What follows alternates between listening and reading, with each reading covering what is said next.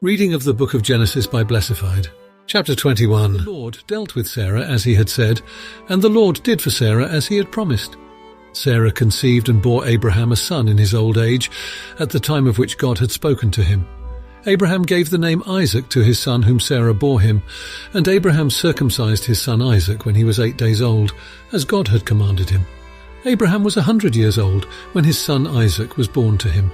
Now Sarah said, God has brought laughter for me. Everyone who hears will laugh with me. And she said, Who would ever have said to Abraham that Sarah would nurse children? Yet I have borne him a son in his old age. The child grew and was weaned, and Abraham made a great feast on the day that Isaac was weaned. But Sarah saw the son of Hagar the Egyptian, whom she had borne to Abraham, playing with her son Isaac.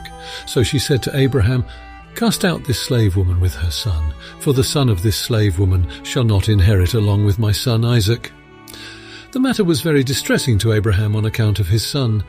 But God said to Abraham, Do not be distressed because of the boy and because of your slave woman. Whatever Sarah says to you, do as she tells you, for it is through Isaac that offspring shall be named for you. As for the son of the slave woman, I will make a nation of him also, because he is your offspring. So Abraham rose early in the morning and took bread and a skin of water and gave it to Hagar, putting it on her shoulder along with the child, and sent her away. And she departed and wandered about in the wilderness of Beersheba.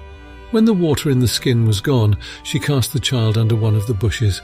Then she went and sat down opposite him a good way off, about the distance of a bow shot.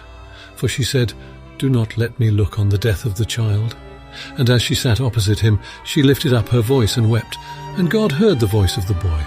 And the angel of God called to Hagar from heaven and said to her, What troubles you, Hagar? Do not be afraid, for God has heard the voice of the boy where he is. Come, lift up the boy and hold him fast with your hand, for I will make a great nation of him. Then God opened her eyes, and she saw a well of water.